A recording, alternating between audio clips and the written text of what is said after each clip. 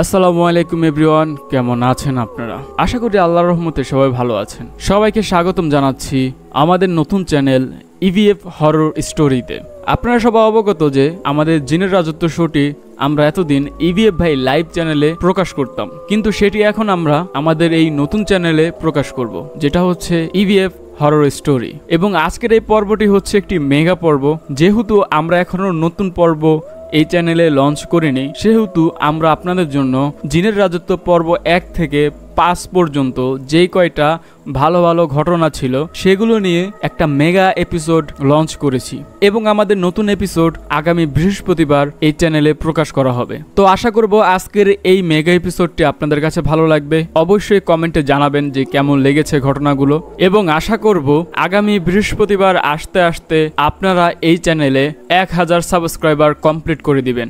এবং এখনো যারা আমাদের জিনের রাজত্ব ফেসবুক গ্রুপে জয়েন হননি, তাড়াতাড়ি সেখানে জয়েন হয়ে যান, কারণ সেখানে আমাদের এই শো রিলেটেড লাইভ আপডেট দেওয়া হয়, এবং সেখানে আপনারা চাইলে পোস্টের মাধ্যমে কোয়েশ্চেনও করতে পারবেন, এবং কোনো আলোচনা থাকলে সেটাও করতে পারবেন। এবং আশা করব আমাদের এই শোটি আপনারা আপনাদের বন্ধু বান্ধব এবং ফ্যামিলির সাথে বেশি বেশি শেয়ার করবেন। তো আমি আছি ফারহান আপনাদের সাথে, আপনারা শুনছেন ইভিএফ হরর স্টোরি জিনের রাজত্ব মেগা এপিসোড। চলে যাচ্ছি প্রথম ঘটনায়। আসসালামু আলাইকুম ভাইজান, আশা করছি ভালো আছেন। আমি আমার ঘটনাটি বলার আগে একটু কথা বলতে চাই, যাতে করে বুঝতে একটু সুবিধা হয়। ঘটনাটি ঘটে জানুয়ারির শেষের দিকে। আমি একটি ফার্নিচারের দোকানে কাজ করি এই 2 বছর ধরে। আমার বাসার সামনে একটি গলি আছে, আমি সেখান থেকে রোজ যাওয়া আসা করি।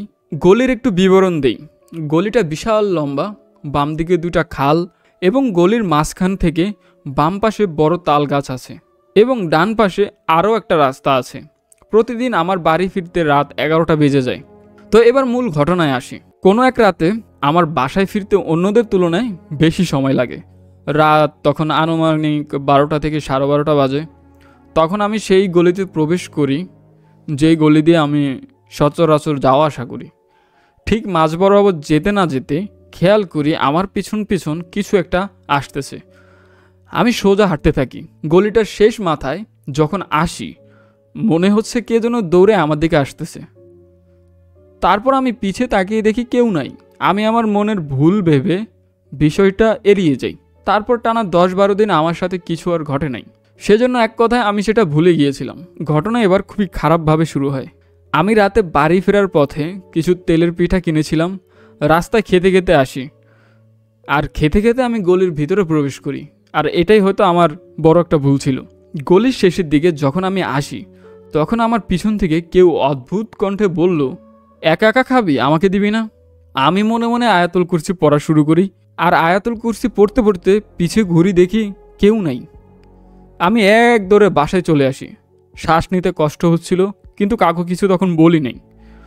তারপর থেকে রোজ রাতে যখন আমি সেই গলি থেকে আসি, বারবার মনে হয় আমার পিছু পিছু কিছু একটা দৌড়ে আসতেছে। এভাবে কিছুদিন যায়। তারপরের রাতে আমার সাথে আর তেমন কিছু হয় না। আমি বাসায় এসে খাওয়া দাওয়া সেরে ওয়াশরুমে যাই। ফিরে এসে দেখি আমার খাটের উপর সাদা শাড়ি এবং হাতে কোদাল নিয়ে কিছু একটা বসে আছে। আমি সাথে সাথে চোখ বন্ধ করে ফেলি। সূরা কলমা যা পারতাম তা পড়া শুরু করি। তারপর আমি চোখ খুলি, তখন আবার দেখি যে সব আবার স্বাভাবিক হয়ে গেছে। আমার মা বাবা বারান্দায় ঘুমিয়েছিল। আমি তখন আর কাউকে কিছু বলি নাই, ভাবলাম সকালে বলবো। পরের দিন সকালে ঘুম থেকে উঠেই তাড়াহুড়ো করে কাজে চলে যাই। বাসা থেকে বের হয়ে গলির সামনে যেতেই আবার সব মনে পড়ে। এবার মনে হলো রাতে বাসায় এসে সব বলা দরকার।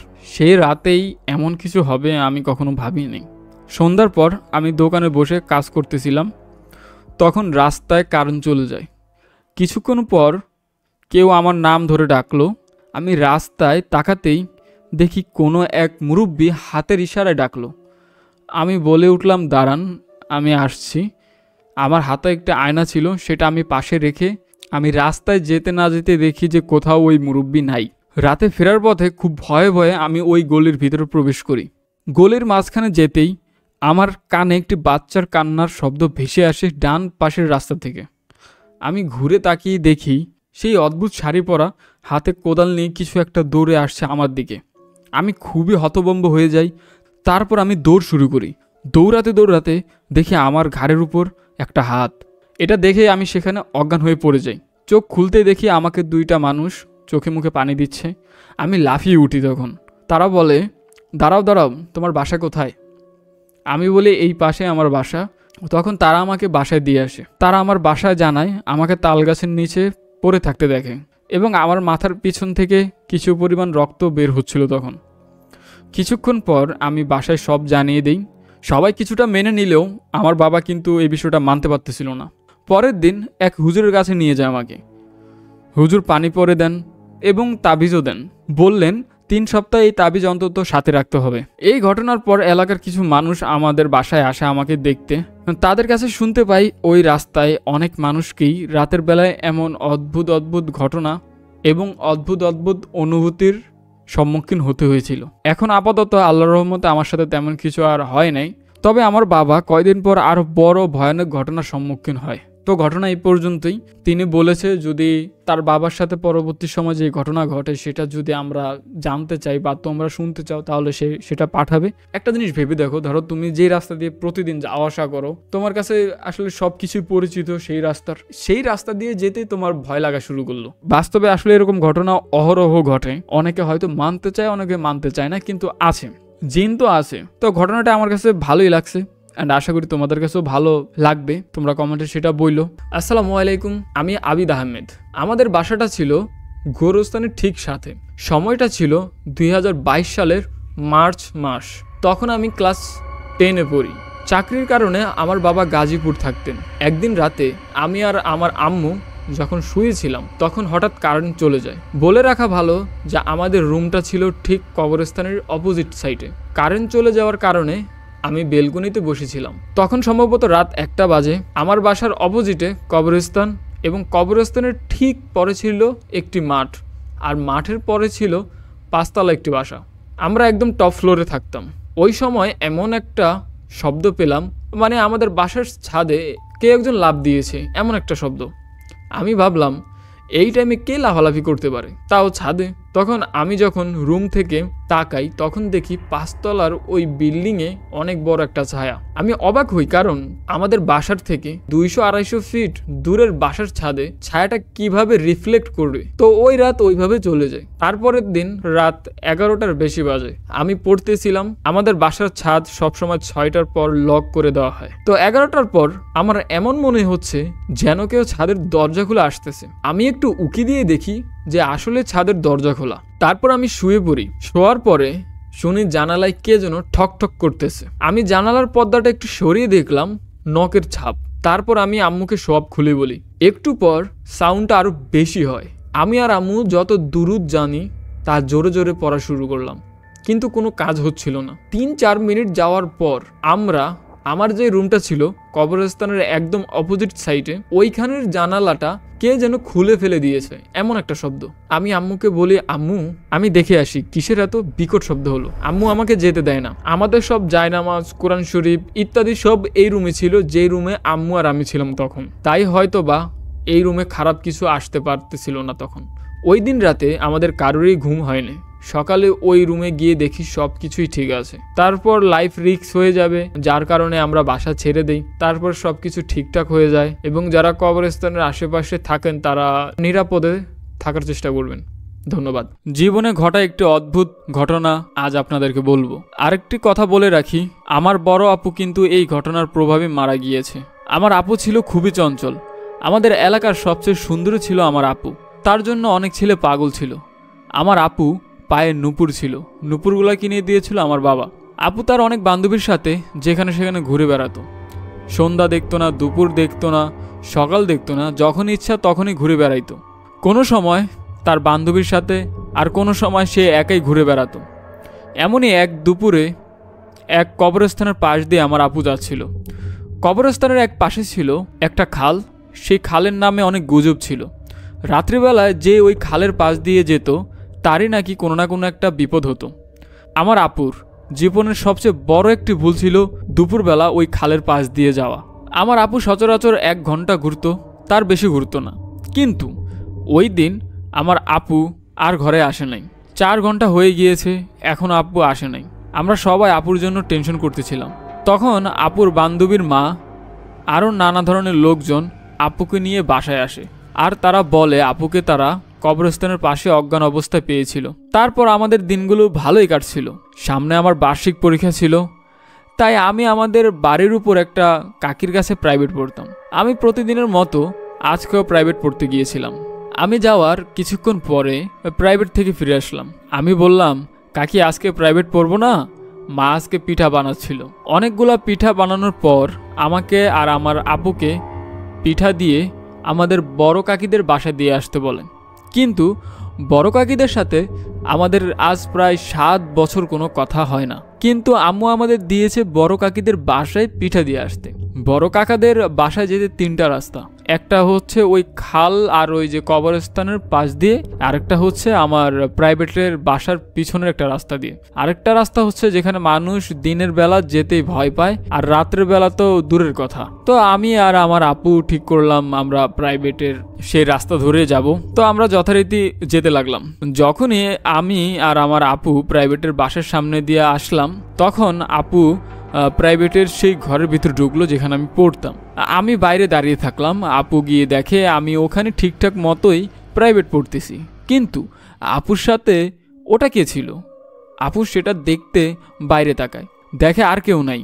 আপু ওখানে সাথে সাথে অজ্ঞান হয়ে যায়। পরের দিন সকালে আপুকে সবাই নিয়ে বাসায় যায়। বাসায় গিয়ে দেখে বাসায় একেবারেই খালি, কেউ বাসায় নেই। তখন আমি বললাম, মা তো আমাদের নানা বাড়ি গিয়েছে। তখন আপু বলল, না, আমাদের এখানেই ছিল, আমাকে কালকে পিঠা বানিয়ে দিয়েছে, আমাদের বড় কাকিদের বাসায় দিয়ে আসতে বলল। তখন আমি বললাম, বড় কাকিদের সাথে তো আমাদের আজ প্রায় 7 বছর কোনো কথাই হয় না, পারিবারিক ঝামেলার কারণে। তখন আপু বলল, আমিও তো এটা জানি, আমি তো মাকেও বললাম।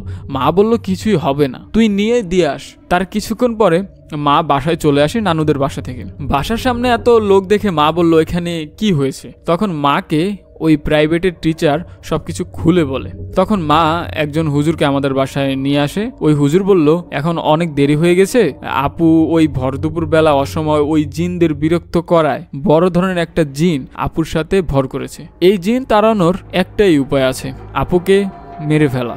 আপুকে আমরা না মারলেও আপুকে ওই জিনটা কিছুদিন পর এমনিতেও মেরে ফেলবে। আর ওই হুজুর বলল আপুকে ওই খালের পাড়ে কবর দিতে। আপুকে আমরা কেউ কিছু বলিনি, কিন্তু আপু তারপরও জেনে গেছে যে আপু আর কিছুদিন পরে মারা যাবে। সবারই মন খারাপ।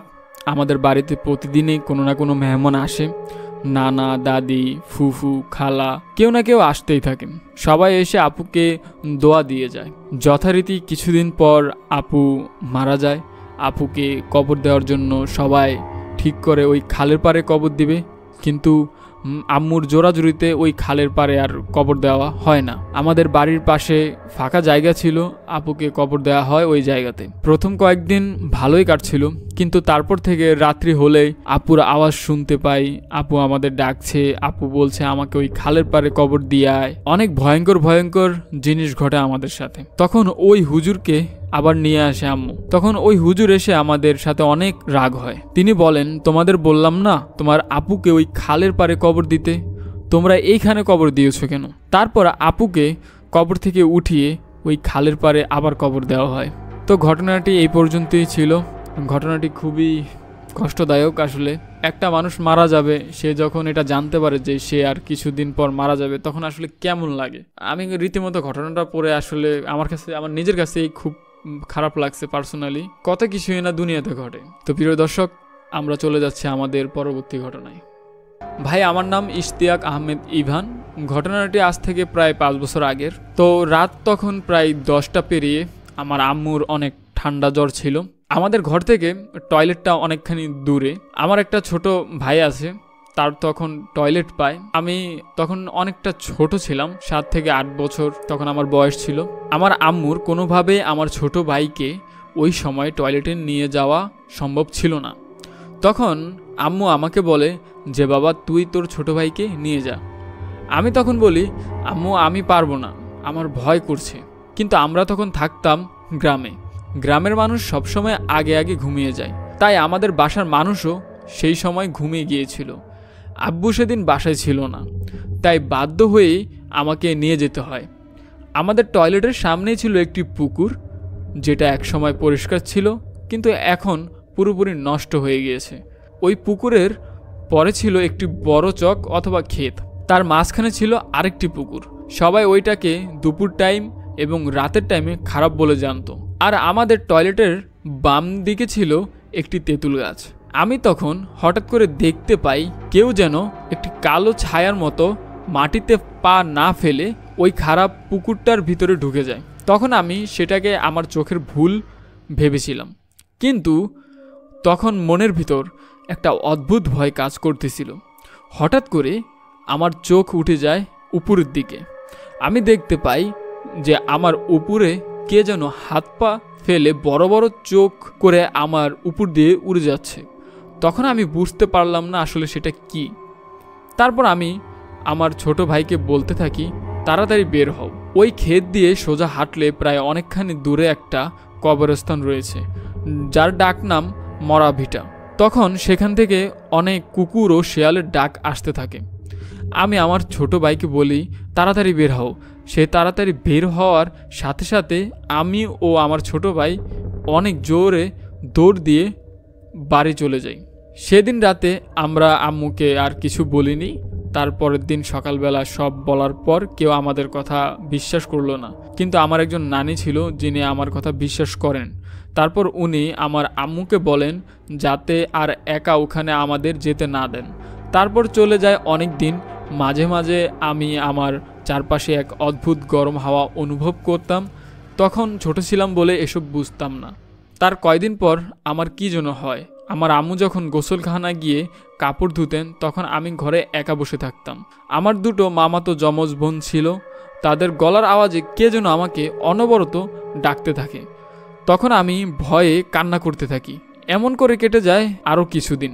এই ঘটনা প্রায় আমার সাথে হয়ে যাচ্ছিল। তারপর আমার আম্মু আমার নানিকে এই কথা বলেন। তখন আমার নানি আমার আম্মুর ওপর রাগান্বিত হয়ে যায়। তিনি বলেন এই কথা তিনি আগে বলেননি কেন তাকে। তারপর আমার নানি তার বাসা থেকে আমাদের বাসায় আসেন।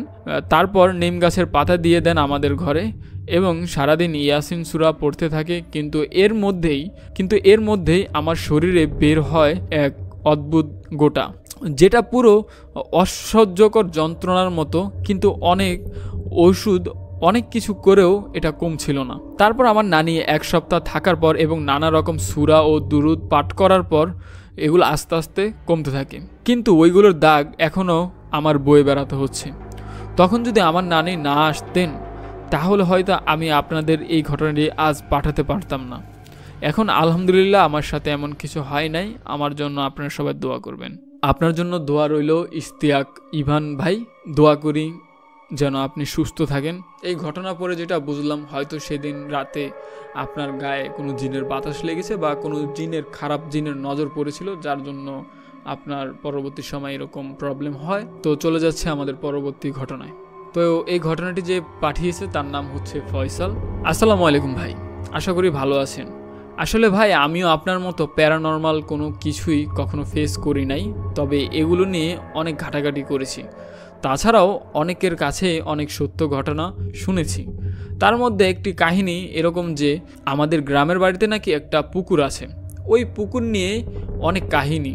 বলা বাহুল্য ওই পুকুরটার চারিদিকে দেয়াল দিয়ে বাউন্ডারি দেওয়া। তা ওই পুকুরটার পাশেই নাকি এক লোক তার স্ত্রী ও 2 কন্যা নিয়ে থাকতো। একদিন তারা সবাই মিলে এক জায়গায় ঘুরতে যাওয়ার জন্য প্রস্তুতি নিচ্ছিল, আর তার 2 মেয়ে বাইরে খেলাধুলা করতেছিল।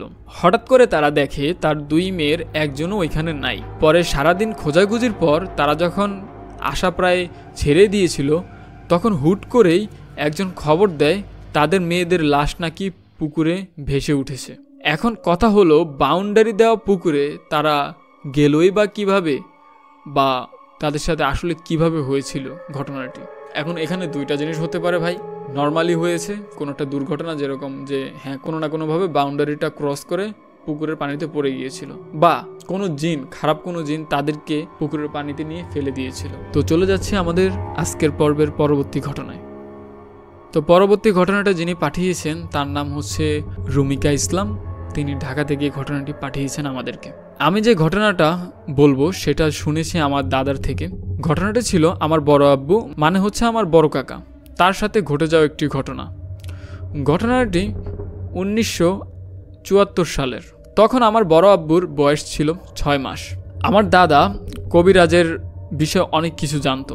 আমার দাদার উছিলায় অনেকে ভালোও হয়েছে। স্বপ্নে একটা তাবিজ পেয়েছিল। তারপর ঘটনাটি শুরু হয় আমার বড় আব্বুর জ্বর দিয়ে। মানে হঠাৎ করে আমার বড় আব্বুর অনেক জ্বর হয়। তারপর দাদা সেই স্বপ্নে যে তাবিজ পেয়েছিল সেটা আমার দাদিকে দিয়ে বলে তাবিজটি ধুয়ে বড় আব্বুকে পানি খাইয়ে দিতে। তারপর দাদি ওই তাবিজটি ধুয়ে আমার বড় আব্বাকে পানি খেতে দেয়। তারপর ওই তাবিজটি গলায় বেঁধে দেয়। তারপর আমার বড় আব্বু ভালো হয়ে যায়। তারপরের দিন দাদি তার বাবার বাড়ি যায়। যাওয়ার পরে সে ধান ক্ষেতের মাঝখান দিয়ে যাচ্ছিল। দাদি বড় আব্বুকে কোলে নিয়ে যাচ্ছিল। যাওয়ার পর হঠাৎ করে কে জানে আমার বড় আব্বুকে থাবা মারতে নাই।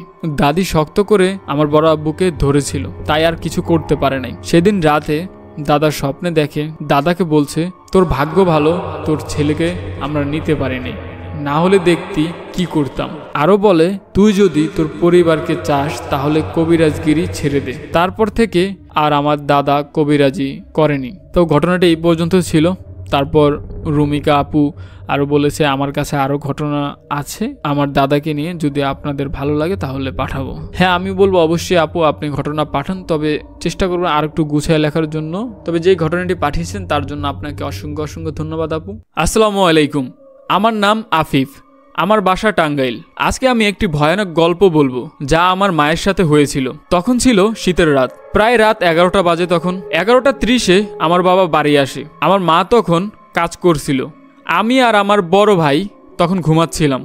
হঠাৎ করে আমাদের বাড়ির পাশে একটা গাছে প্রচুর শব্দ হয়। আমার মা তখন অনেক ভয় পেয়েছিল। পরে আমার মা ভাবলেন যে আমাদের প্রতিবেশী মনে হয় গরু ছুটে আসছে। কতক্ষণ পরে শব্দটা থেমে যায়। তারপর আমার মা আবার কাজ করা শুরু করে। হঠাৎ আবার 11:12 আবার শব্দ শুরু হয়। আর এবার এত জোরে শব্দ করছিল যে মনে হচ্ছিল যেন গরুটা পুরো গাছটাই খেয়ে নিচ্ছে। তারপর আমার মা আমাদের প্রতিবেশীকে ডাকলো, বলল, তোমাদের গরু মনে হয় এখানে এসেছে, একটু তাড়িয়ে দাও তো। পরে ওই প্রতিবেশী 2 জন বলল, গরু তাড়ানো এত সহজ না। তখনও কিন্তু শব্দ হচ্ছিল। যেই তারা বাড়ির পিছনে গেল দেখে কিছুই নেই, জায়গাটা পুরো খালি। 2 জন 2 দিক দিয়ে গিয়েছিল, তাও খুঁজে পায়নি কিছু। এসব হতে হতে আমার বাবা চলে আসলো। আর সেই রাতে সবাই একটু ভয়ে ভয়ে ঘুমালো। তারপরের দিন সকালে সেই গল্প আমরা জানতে পারি। সবাই বলেছিল যে তোমাদের বাসা একদম নদীর কাছে, যেখানে এসব আমরা প্রচুর দেখেছি। কেউ কেউ বিশ্বাস করে, আবার কেউ কেউ করে না। যেদিন ঘটনাটা ঘটেছিল ঠিক তার পরের দিন আবার ঘটল একটি ভৌতিক ঘটনা। সেদিন বাবা আর আগের মতো দেরিতে বাসায় ফেরেনি। সেদিন রাত 8টা-9টা বাজে। তখন আমাদের বাড়ির পাশের পুকুরে একটা ছোট আগুন দেখা যায়। এটা দেখেছিল আমার বাবা। তারপর সে তাড়াতাড়ি করে মাকে ডাক দেয় এবং টর্চ লাইট ধরে তা কি দেখার চেষ্টা করে, কিন্তু ওটা হঠাৎ চলে যায়। পরে আমার বাবা মা ভয় পেয়ে জানালা বন্ধ করতে যাবে, ঠিক তখনই আমাদের পুকুরের পাড়ে একটা লাল জামা পরা মহিলা দাঁড়িয়ে আছে। তখন মা আবার রান্না করতেছিল। বাবা যেই না মাকে ডাকলো তখনই গায়েব হয়ে গেল। তারপর জানালা বন্ধ করে লক করে দিয়েছিল। গভীর রাতে নাকি জানালায় টোকা মারার শব্দ শোনা গিয়েছিল। তারপরের দিন সকালে সবাই তা জানতে পারে। আমাদের বলল যে কয়েকদিনের জন্য অন্য জায়গায় যেয়ে থাকো, না হলে আমাদের সমস্যা হতে পারে। আমরা তো এই কথা আরো ভয় পেয়ে গেলাম।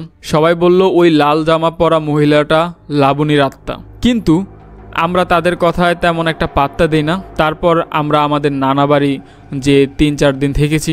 যারা আমার মতো নদীর কাছে থাকেন তারা একটু সাবধানে থাকবেন। ধন্যবাদ। তো এই ছিল আফিফ ভাইয়ের ঘটনা। হ্যাঁ, আমি এই ব্যাপারে আরও শুনেছিলাম যে নদীর পাড়ে যারা থাকে তারা নাকি কম বেশি অনেক সময় অনেক কিছু ফেস করে। তো আফিফ ভাই আপনাকে অসংখ্য অসংখ্য ধন্যবাদ টাঙ্গাইল থেকে এই ঘটনাটি পাঠানোর জন্য। আমরা চলে যাচ্ছি আমাদের পর্বের পরবর্তী ঘটনায়। আসসালামু আলাইকুম, কেমন আছেন? আশা করি ভালো আছেন। আমার নাম জাবাল ইনুর রনক, বাসা বগুড়া জেলার নামাজগড়। প্রথমেই বলি, এটা কিন্তু সত্যি ঘটনা। আমি সব সময় আমার মায়ের কাছেই ঘুমাতাম। আমার বাবা র্যাবের চাকরি করত, তাই আমার বাবা রাজশাহীতে থাকে। আমার বাবা মাঝে মাঝে যখন ছুটিতে আসেন তখন আমি একাই আমার বিছানায় থাকি। আগেই বলে রাখি, আমাদের বাসার এখানেই রাস্তার সাথে বড় একটা কবরস্থান রয়েছে। আমি প্রতিদিন মাদ্রাসা থেকে আসার সময় কবরস্থান দিয়ে হেঁটে আসি। আমি কয়েকদিন ধরে খেয়াল করতেছি, আমি যখনই ঘুমানোর জন্য যাই কেন জানি না হঠাৎ করে কিছু শব্দ পাই। কখনো শুনতে পাই নুপুরের আওয়াজ, আবার কখনো শুনতে পাই অনেক জোরে জোরে ছাদে হাঁটার আওয়াজ। এইসব শুনে আমার অনেক ভয় লাগতো। আমি তখন আমার পায়ের কাছে কাঁথা দিয়ে মুড়ি দিয়ে ঘুমিয়ে থাকতাম যেন ভয় না লাগে। এই ঘটনা আমার মাকে বললে তিনি বলে, তুই ছোট তাই তোর মনের ভুল। এইরকম অনেক দিন ধরে ঘটে, এই ঘটনা চলতেই থাকে।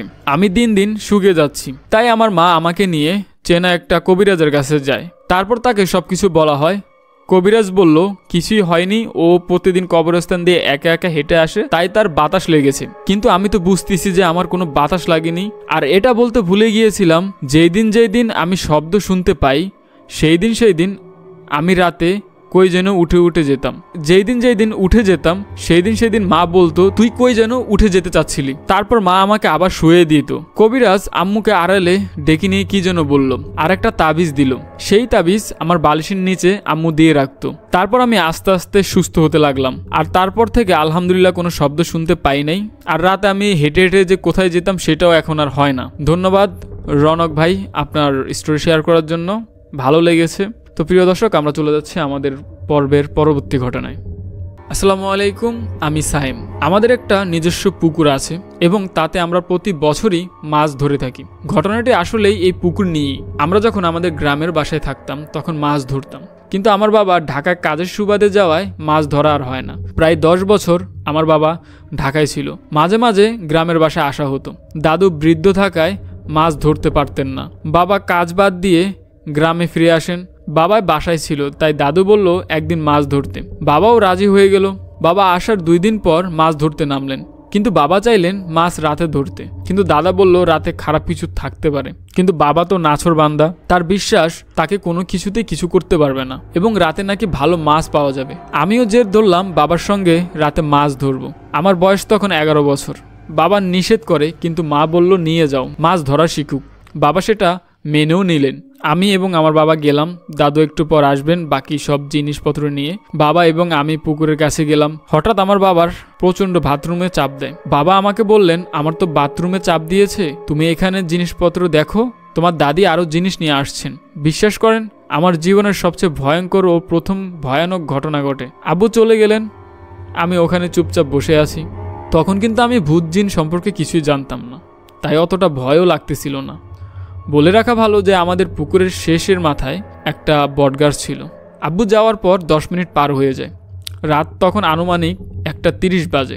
হঠাৎ একটা আওয়াজ আমার কানে চলে আসে। আওয়াজটা মনে হচ্ছিল একটা বৃদ্ধ লোকের, যেন তার গলা বসে গেছে। মনে হচ্ছিল সে যেন কারোর নাম বারবার উচ্চারণ করছিল। প্রথম দিকে এটা আমার কাছে একটা পাখির ডাকের মতো মনে হয়। পরক্ষণেই আমি ব্যাপারটা উপলব্ধি করতে পারি। আওয়াজটা ছিল হিন্দাহালে হিন্দাহালে, এমন একটা কিছু। আমি অনেক ভয় পেতে শুরু করি। তখন ওই শব্দের পাশাপাশি বিড়ালের ডাকও শুরু হয়, তাই আমি আরও অনেক ভয় পাই। পুকুর থেকে রাস্তায় ওঠার পথটা ছিল লম্বা ও অন্ধকার, তাই যেতেও পারছিলাম না। তখন 20 মিনিট পার হয়ে যায়, তারপর আর কোনো শব্দ নেই। ভয়ে চোখ বন্ধ করে রেখেছিলাম। আওয়াজ কমে গেলে তখন আস্তে আস্তে করে চোখটা আমি খুলতে লাগলাম। হঠাৎ চোখ পড়ে পুকুরের মাঝখানে একটা সাদা অবয়ব দাঁড়িয়ে আছে। আস্তে আস্তে করে তার কাপড় কালো রঙে পরিণত হচ্ছিল।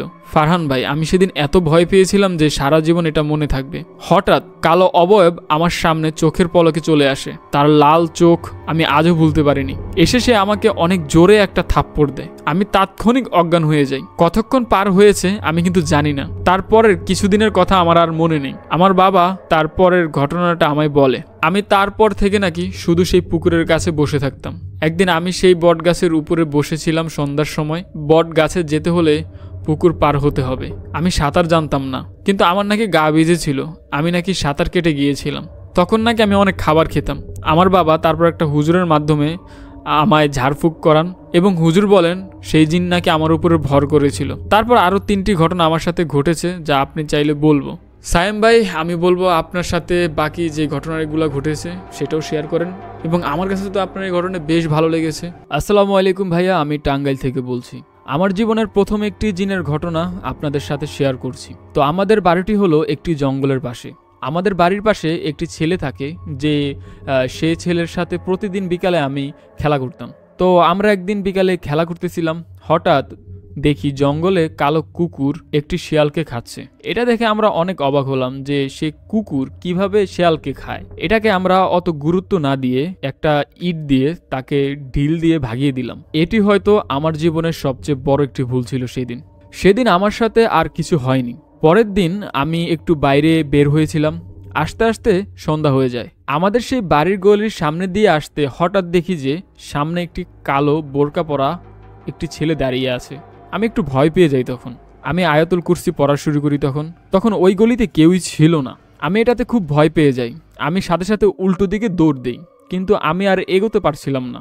সে আমার দিকে আসছে, কিন্তু আমি আর ওখান থেকে সরতে পারছিলাম না। তখন হঠাৎ দেখি সে আমার কাছে এসে পড়ে।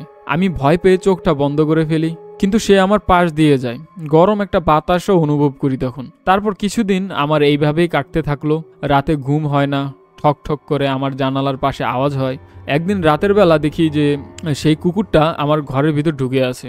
যেই কুকুরটাকে আমরা সেদিন দেখেছিলাম যে শিয়ালকে খাচ্ছে, সে আমাকে কিছু বলছিল আরবিতে, যেমন জিন্দাবাদ জিন্দাবাদ এমন কিছু একটা। আমি এটার মানে বুঝতে পারছিলাম না। আমি সেই কুকুরটিকে দেখে অজ্ঞান হয়ে যাই। আমি এতটাই ভয় পেয়েছিলাম যে 3 দিন আমি কারোর সাথে কথাই বলি নাই, চুপচাপ থাকতাম। তারপর আমি আস্তে আস্তে শুকিয়ে যেতে থাকলাম। আমার বাবা আমাকে কবিরাজের কাছে নিয়ে যায়, কিন্তু কবিরাজ বলে যে আমার কিছুই হয়নি। আমি এই যন্ত্রণায় বহুদিন ভুগেছি। আমি তখন ভাবতাম কেন যে আমি ওই কুকুরটাকে ঢিল মারতে গিয়েছিলাম। একদিন বিকেলবেলা আমি খেলা শেষ করে সন্ধ্যার সময় বাড়ি আসি। তখন দেখি আমাদের ছাদের পানির ট্যাঙ্কির উপর একজন দাঁড়িয়ে আছে, বড় বড় চোখ করে আমার দিকে তাকিয়ে আছে। আমার দাদা বলেছিল এই জঙ্গলে অনেক ভয়ঙ্কর ভয়ঙ্কর কেউ আছে, কিন্তু আমি এগুলো আগে বিশ্বাস করতাম না, বিধায় অত ভয়ও পেতাম না। আমার দাদা একদিন গাছ থেকে আম পাড়তে গিয়ে সেই জঙ্গলে যায়। সেদিন ওইখানে তাকে জঙ্গলে কেউ মেরে ফেলে। তারপর থেকে জঙ্গলের প্রতি সবার একটা ভয় কাজ করা শুরু করে। তারপরে জানতে পারি যে আমার সাথে একটি জিন আছে, যেটা ওই জঙ্গল থেকে আমার সাথে রয়েছিল। ওই জিনটি আমাকে বহু দিক থেকে ক্ষতিগ্রস্ত করতেছিল। আমি ঠিকমতো স্কুলে যেতে পারতাম না। আমার বাড়ির সামনে পিছনে কিছুর ছাপ পড়ে থাকতো, আর আমাদের বাড়ির বাথরুমটা ছিল বাড়ির বাহিরে। তো রাতের বেলা আমি ওয়াশরুমে যেতে পারতাম না। তারপর নাটোরের একটা কবিরাজের কাছে নিয়ে যায় আমাকে। সে বলে তুমি কি কোনো কিছু করেছিলে? আমি বললাম যে আমি তেমন কিছু করিনি, কিন্তু একদিন আমি জঙ্গল থেকে কুকুরকে শিয়াল খেতে দেখেছিলাম। তারপর থেকে আমার সাথে এরকম ঘটনাগুলো হয়েছিল। সে আমাকে আর কিছু বলেনি। তারপর আমার বাবাকে একটি তাবিজ দেয়। তারপর থেকে তেমন কোনো সমস্যা আমার আর হয়নি। ধন্যবাদ ভাই আপনাকে আপনার এই ঘটনাটি শেয়ার করার জন্য। ঘটনাটি কেমন লেগেছে আপনারা সেটা কমেন্টে বলবেন। আমার কাছে ভালো লেগেছে। তো আমরা চলে যাচ্ছি আমাদের পর্বের পরবর্তী ঘটনায়। আসসালামু আলাইকুম ভাই, আমার নাম আরজু। এটি 2023 সালের একটি ঘটনা। বাংলাদেশের একটি প্রত্যন্ত গ্রামে আমার মামার বাড়ি। গ্রামটি খুবই শান্ত, কিন্তু রাত হলেই এক ধরনের অদ্ভুত নীরবতা নেমে আসতো। গ্রামের মানুষ বলতো পাশের পরিত্যক্ত আমবাগানে রাতে না যাওয়াই ভালো। আমি তখন ক্লাস 5-এ পড়ি। সাহস আর কৌতূহল ছিল প্রচুর। এক রাতে আমি আর আমার চাচাতো ভাই মেহেদি আমরা ঠিক করলাম আমরা আমবাগানে যাব। বড়দের নিষেধ না শুনে টর্চ আর লাঠি নিয়ে বেরিয়ে পড়লাম আমবাগানের উদ্দেশ্যে। রাত তখন প্রায় 10টা বাজে। চাঁদের আলোয় চারপাশ পরিষ্কার দেখা যাচ্ছিল তখন। তারপর আমরা বাগানে ঢোকার সাথে সাথেই ঠান্ডা হাওয়া বইতে শুরু করলো। হঠাৎ টর্চের আলোটা ফেলে দেখলাম দূরে একটি বড় গাছের নিচে কেউ যেন বসে আছে। প্রথমে মনে হলো কোনো মানুষ, কিন্তু মেহেদি বলল গায়ে তো জামা কাপড়ই নেই এবং তার চুলগুলো অস্বাভাবিক লম্বা। আমরা ভয় পেলেও কাছ থেকে দেখার জন্য এগিয়ে গেলাম। যখন মাত্র কয়েক গজ দূরে পৌঁছালাম, তখন সেটি ধীরে ধীরে উঠে দাঁড়ালো। আর সেই মুহূর্তে আমরা দেখতে পেলাম সেটি কোনো মানুষ নয়। তার মুখ সম্পূর্ণ বিবর্ণ, চোখ দুটি বড় এবং লালচে, যেন এক জ্বলন্ত আগুন। আমরা আর এক মুহূর্ত দেরি না করে চিৎকার করে দৌড়াতে শুরু করলাম। তারপরে বাড়িতে ফিরে আসলাম। দুজনেরই শরীর খুব ঠান্ডা হয়ে গিয়েছিল, তখন হাত পা কাঁপতেছিল। রাতভর আমরা কোনো কথা বলতে পারিনি। পরের দিন সকালে স্থানীয় একজন বললেন বাগানের সেই গাছটি নাকি বহু বছর আগে গ্রামের এক মহিলার আত্মহত্যার স্থান। ওইখানে এক মহিলা আত্মহত্যা করেছিল। তারপর থেকে মানুষ রাতে সেখানে যেতে সাহস করতো না। সেই রাতের অভিজ্ঞতা আজও ভুলতে পারেনি। এখনও রাতে সেই গাছের কথা মনে পড়লে গা শিউরিয়ে ওঠে। ধন্যবাদ আরজু ভাই আপনার স্টোরি শেয়ার করার জন্য। সত্যি কথা বলতে ভালোই লেগেছে আমার কাছে ঘটনাটি। আপনাদের কাছে কেমন লেগেছে সেটি কমেন্টে অবশ্যই জানাবেন।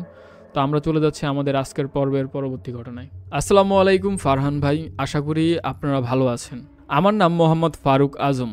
আমার বাসা কুষ্টিয়ার পোরদহ অঞ্চলে। আমার বয়স তখন 7।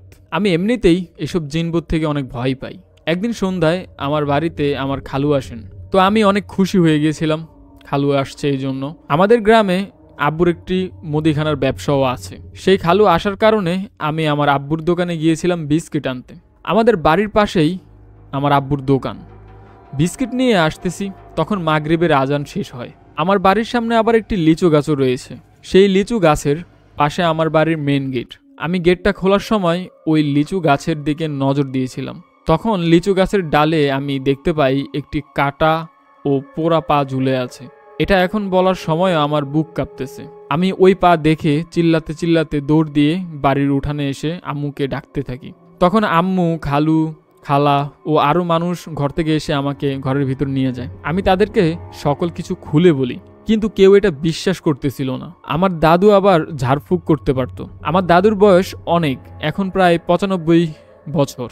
আমাকে আম্মু সহ সবাই আমার দাদুর কাছে নিয়ে গেল, গিয়ে লবণ পানি খাওয়ায়। তারপর আমার ভয়টা একটু কমে যায়। এই লিচু গাছ এখনো আছে। আমার বয়স এখন 16। আমি আব্বুর দোকানে বসি আব্বুকে সাহায্য করার জন্য।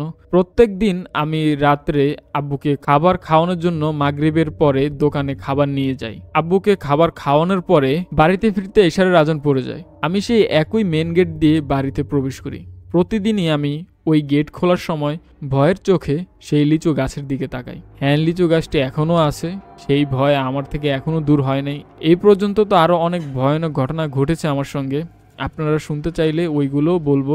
পরের ঘটনা সব আমার রুমে ঘটেছে, যা শুনলে আপনারাও ভয় পাবেন। ধন্যবাদ ফারুক আজম ভাই আপনার সাথে ঘটে যাওয়া ঘটনা বলার জন্য, এবং আরও যে কটা ঘটনা ঘটেছে আমি বলবো সেগুলো পাঠিয়ে দিন। তো আমরা চলে যাচ্ছি আমাদের পর্বের পরবর্তী ঘটনায়। আসসালামু আলাইকুম, আমার নাম হিমেল। আজকের এই ঘটনাটি আমার নানুর সাথে ঘটেছে। তিনি যেভাবে বলেছেন আমিও ঠিক সেইভাবে বলার চেষ্টা করব। ভুল ত্রুটি হলে ক্ষমা করবেন। ঘটনাটির সময় ছিল 1996 সাল। একদিন রাতে আমার নানার খুব জ্বর উঠেছিল। আমাদের নানিদের ছিল গ্রামের বাড়ি। সচরাচর তখনকার সময় গ্রামের বাড়ির পুকুর এবং ওয়াশরুমগুলো বাসা থেকে খুবই দূরে দূরে হতো। একটা সময় আমার নানার মাথায় পানি দেওয়ার প্রয়োজন হলো, কিন্তু পুকুর দূরে হওয়ার কারণে আমার নানু পানি আনতে পারছিল না। বলে রাখা ভালো, আমার নানুর বাসার আশেপাশে কোনো নলকূপ ছিল না। তাই তিনি পানি আনার জন্য অর্থাৎ ফজরের সময়ের অপেক্ষা করছিলেন। তখন সময়টি ছিল গ্রীষ্মর শুরুর সময়। ফজরের আজান হতো ভোর 5টার দিকে। আমার নানু আনুমানিক ভোর 4:30টার দিকে ভেবেছিলেন ফজরের সময় হয়ে গিয়েছে। তিনি ভেবেছিলেন পুকুরের ঘাটে যেতে যেতে আজান হয়ে যাবে। নানার অতিরিক্ত জ্বর হওয়ার কারণে তিনি তখনই বালতি নিয়ে যান পানি তোলার জন্য, কিন্তু তখনও আজান দেওয়ার 30 মিনিটের মতো বাকি ছিল। তখনকার পুকুরের ঘাট ছিল গাছের গুঁড়ি দিয়ে তৈরি। তিনি পুকুর ঘাটে গিয়ে পুকুরের এক পারে দাঁড়িয়ে অন্য প্রান্তে মসজিদের কাছে একজন লোককে সাদা পাঞ্জাবি পরে দাঁড়িয়ে থাকতে দেখেন। লোকটি ছিল লম্বা, কিন্তু নানি বুঝতে পারেননি। তিনি ভেবেছিলেন হয়তো ইমাম সাহেব আজান দিতে এসেছেন। লোকটি মসজিদের গেটে তালা নিয়ে খটখট করছিলেন। লোকটিকে নানু পিছন দিক থেকে দেখেছিলেন। নানু লোকটিকে ইমাম সাহেব ভেবে গুরুত্ব দিলেন না। নানু পুকুর ঘাটে নেমে পানি যখন নেওয়ার জন্য পানিতে নাড়া দিলেন এবং পানির শব্দ হলো, তখন ওই মসজিদ প্রাঙ্গণের লোকটি নানুর দিকে ঘুরলেন এবং খুবই রাগান্বিত হয়ে নানুর দিকে তেড়ে আসতে চাইলেন। লোকটি যখন পুকুর পাড়ে তাল গাছের কাছে আসে, তখন নানু বুঝতে পারলেন এটি কোনো সাধারণ লোক না। তিনি ছিলেন আকৃতিতে অনেক লম্বা এবং এটি একটি জিন। নানু ভয় পেয়ে ওখানে বালতি ফেলে দৌড়ে বাড়িতে চলে আসেন। ওই দিন থেকে নানু ফজরের আজানের আগে ঘর থেকে আর বের হতেন না। এটা আমার প্রথম গল্প। আমি হয়তো গল্পটি গুছিয়ে লিখতে পারিনি, তার জন্য আমাকে ক্ষমা করবেন। আমি ভবিষ্যতে আরও গল্প সংগ্রহ করব এবং গুছিয়ে লেখার চেষ্টা করব। ধন্যবাদ। থ্যাংক ইউ সো মাচ ভাইয়া আপনার ঘটনাটি শেয়ার করার জন্য। হিমেল ভাই, আপনি যথেষ্ট ভালোভাবে গুছিয়ে লিখেছেন এবং আমি চাইবো আপনি আরও ঘটনা সংগ্রহ করে আমাদেরকে পাঠান, যেন আমরা পরবর্তী পর্বতে সেটা শেয়ার করতে পারি। তো আমি চলে যাচ্ছি আমাদের পরবর্তী ঘটনায়। আসসালামু আলাইকুম ফারহান ভাই, আমার নাম পাবেল। আমি শরীয়তপুর জেলা থেকে বলছি। শরীয়তপুর পাহাড় বাড়ি আমাদের বাড়ি, আপনি হয়তো চিনেন। তো ঘটনায় যাওয়া যাক। ঘটনাটা ঘটে আমার নানার সাথে প্রায় 15 থেকে 16 বছর আগে। একদিন আমার নানা বাজারে যাচ্ছিল বাড়ির জন্য বাজার করতে। তখন দুপুর 12টার মতো বাজে। সে বাজারে যায়, বাজার করে অনেক কিছু কিনে আনেন, সাথে একটি বড় রুই মাছও ছিল। তো সে বাজার শেষে বাড়ি আসবে। বাড়ি আসার 2টা রাস্তা। একটা রাস্তা তখন পানি ছিল, কারণ তখন বর্ষাকাল ছিল, তাই সে অন্য রাস্তা দিয়ে যায়, যেটা ছিল একটা জঙ্গলের ভিতর দিয়ে। তো সে রাস্তা দিয়ে হাঁটছিল, তখন সময় হবে একটা। তো হাঁটার সময় হঠাৎ ঝোপ থেকে একটা বিড়াল বেরিয়ে আসে। সে তখন মনে করে এমনি কোন একটা বিড়াল হবে, হয়তো মাছটা দেখে এসেছে। তো সে হাঁটতে থাকে এবং বিড়ালটাও তার পিছন পিছন হাঁটতে থাকে। হাঁটতে হাঁটতে বাড়ি পর্যন্ত এসে পড়ে। বিড়ালটা তখন খুব ডাকছিল। তো সে তার স্ত্রী মানে আমার নানুর কাছে মাছটা দেয় আর বাজার সদাই দেয়। তারপর নানু সেই মাছটা কাটতে বসে। বিড়ালটা কিন্তু এখনো যায়নি। তো নানু মাছটা কাটতেছিল আর বিড়ালটা ওখানেই বসেছিল। মাছ কাটা শেষ করে সেটা আবার রান্না করতে গিয়েছিল, তখনও বিড়ালটা কিন্তু ওইখানেই ছিল। তারপর আমার নানুর রান্না শেষ হয়, রান্না শেষে বিড়ালটা খুব ডাকছিল। তারপর আমার নানা বলে ওই বিড়ালটাকে একটা মাছের টুকরো দিতে। তারপর আমার নানু একটা মাছের টুকরো দেয় সেই বিড়ালটাকে খাওয়ার জন্য। খাওয়া শেষে বিড়ালটা কেমন যেন হর হর করে আওয়াজ করতেছিল আর চোখগুলো লাল টকটকা হয়ে গেল। নানা তো ভয় পেয়ে যায়। তারপর বিড়ালটাকে ওইখানে মেরে ফেলে। বিড়ালটাকে সেখানে মেরে ফেলে রেখে পরের দিন সকালে ঘুম থেকে উঠে দেখে সেই বিড়ালটা কাক হয়ে গিয়েছে।